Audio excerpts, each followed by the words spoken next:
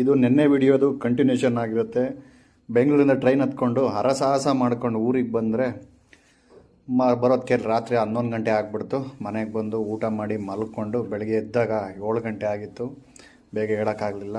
ನೋಡಿದ್ರೆ ಕರೆಂಟು ನಮ್ಮೂರಲ್ಲಿ ಈ ವಾರ ಬೆಳಗ್ಗೆ 6 ಗಂಟೆಯಿಂದನೇ ಇತ್ತು. ನಾನು ಸ್ವಲ್ಪ ಹೋಗಿದ್ದು ಲೇಟ್ ಆಗಿದ್ದರಿಂದ ನಾನು ಹೋದಾಗಲೇ ಕರೆಂಟು ಹೋಗಿತ್ತು.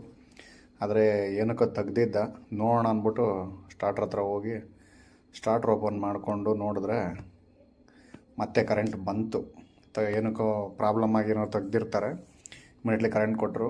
ಅಷ್ಟರೊಳಗಡೆ ಕರೆಂಟ್ ಬರೋ ಗಂಟೆ ಏನು ಮಾಡೋಣ ಅಂತ ಹೇಳಿ ತೋಟದಲ್ಲಿ ತೆಂಗಿನ ಗರಿಗಳು ಹಾಗೆ ಇವೆಲ್ಲ ಮೊಟ್ಟೆಗಳೆಲ್ಲ ಬಿದ್ದಿದ್ವು. ಅವನ್ನೆಲ್ಲ ಎತ್ತಿ ಸೈಡಿಗೆ ಹಾಕ್ತಾಯಿದ್ದೆ. ನಮ್ಮದಿನೇನು ಪ್ರತಿ ವಾರ ಇದೇ ಕೆಲಸ. ನಾನಂತೂ ಅಪ್ಪಟ ರೈತವಂತೂ ಅಲ್ಲ. ನಾನು ಯಾರನ್ನೂ ಮೆಚ್ಚೋಕ್ಕೋಸ್ಕರ ಈ ಕೆಲಸಗಳು ಮಾಡಲ್ಲ.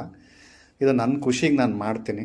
ಸೊ ನನ್ನ ಡ್ರೀಮು ಚೈಲ್ಡ್ಹುಡ್ರಿಂದ ಇದು ನಾನು ತುಂಬ ಆಸೆ ಪಟ್ಟು ತಗೊಂಡಂಥ ತೋಟ. ಆದರೆ ಇದನ್ನು ತೊಗೊಳೋ ಖುಷಿಲಿ ನನಗೆ ತುಂಬ ಆತ್ಮೀಯವಾದಂಥ ಒಂದು ವ್ಯಕ್ತಿನ ನಾನು ಕಳ್ಕೋಬೇಕಾಗಿ ಬಂತು.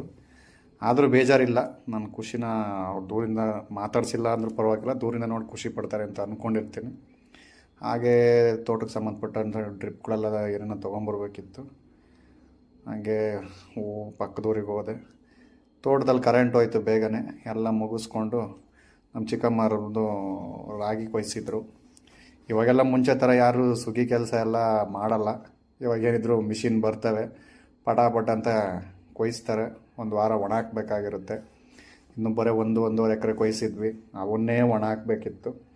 ಜಾಗದ ಕಾರಣ ಹೈವೇ ರೋಡ್, ಊರ ಪಕ್ಕನೇ ಹೈವೇಲಿ ಹಾಕಿ ಒಂದೊಂದು ಗಂಟೆಗೆ ಒಂದೊಂದು ಸಲ ಬಿಸಿಲು ಕಡಿಮೆ ಇತ್ತು.